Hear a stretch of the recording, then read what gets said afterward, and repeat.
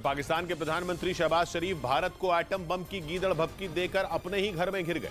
2 दिन पहले यानी 7 फरवरी को शहबाज शरीफ पाकिस्तान के कब्जे वाले कश्मीर पहुंचे थे, जहां उन्होंने कश्मीर का जिक्र करते हुए भारत को परमाणु बम की गीदड़ भभकी दे दी थी, जिसके बाद पाकिस्तान के लोगों ने ही अपने प्रधानमंत्री को आड़े हाथ ले लिया।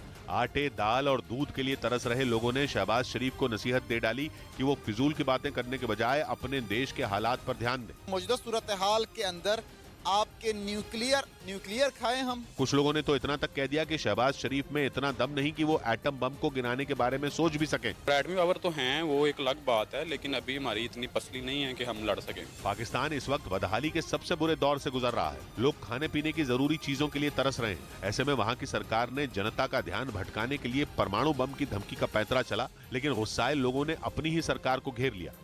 इधर दिल्ली के आबकारी घोटाला मामले में गिरफ्तार राजेश जोशी नाम के आरोपी को राउज एवेन्यू कोर्ट ने 13 फरवरी तक ईडी की रिमांड में भेज दिया। चैरियट एडवर्टाइजिंग नाम की कंपनी के डायरेक्टर राजेश जोशी को एक दिन पहले गिरफ्तार किया गया था, जिन्हें कोर्ट ने 4 दिन की हिरासत में भेज दिया। राजेश जोशी पर गोवा चुनाव के दौरान शराब घोटाले के आरोपी दिनेश अरोड़ा से अपनी विज्ञापन कंपनी के जरिए 30 करोड़ रुपए लेने का आरोप है। ईडी के मुताबिक दिनेश अरोड़ा ने वो 30 करोड़ रुपए दिल्ली में नई आबकारी नीति आने के बाद अवैध तरीके से कमाए थे।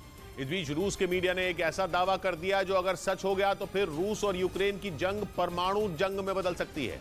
रूस के मीडिया के मुताबिक ज़ेलेंस्की जल्द ही पश्चिमी देशों से परमाणु हथियारों के लिए गुहार लगाने वाले हैं, क्योंकि उन्हें इस बात का डर सता रहा है कि जंग खत्म करने के लिए पुतिन परमाणु बम का सहारा ले सकते हैं। खुद कई बार पुतिन ने यूक्रेन के साथ साथ पश्चिमी देशों को भी अपनी परमाणु ताकत की धमकी दी है। उन्होंने कई बार सरमात, यार्स और जरकॉन जैसी परमाणु मिसाइलों की नुमाइश करके दुनिया को दहलाया है। इसी वजह से इस बात की आशंका भी बढ़ गई कि कहीं वाकई पुतिन परमाणु बम का इस्तेमाल न कर दें। रूस के मीडिया के मुताबिक पुतिन को धमकाने के लिए ही ज़ेलेंस्की भी यूक्रेन को परमाणु हथियार से लैस करना चाहते हैं, ताकि वो पुतिन को ये बता सकें कि वो परमाणु हमले के बारे में सपने में भी न सोचें, क्योंकि अगर उन्होंने ऐसा किया तो यूक्रेन भी पलटवार में देर नहीं करेगा। रूस के मीडिया ने दावा किया कि इसी ताकत को पाने के लिए ज़ेलेंस्की अब पश्चिमी देशों पर दबाव बनाने जा रहे हैं, जो पहले से ही जंग में खतरनाक हथियारों की सप्लाई कर रहे हैं। जैसे जैसे युद्ध आगे बढ़ रहा है, यूक्रेन को मिलने वाले हथियार भी घातक होते जा रहे हैं।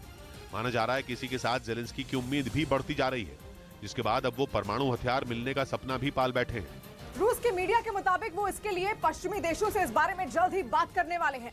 हालांकि कहा तो यह भी जा रहा है कि ज़ेलेंस्की सिर्फ परमाणु हथियार पर काम करने वाले विशेषज्ञों की मांग करने वाले हैं, क्योंकि ऐसा दावा है कि यूक्रेन खुद भी परमाणु बम बना सकता है। और अगर ऐसा हो गया तो रूस और यूक्रेन के बीच छिड़ी जंग परमाणु युद्ध में भी बदल सकती है। न्यूज़ 18 इंडिया की web series FIR number 208 streaming now.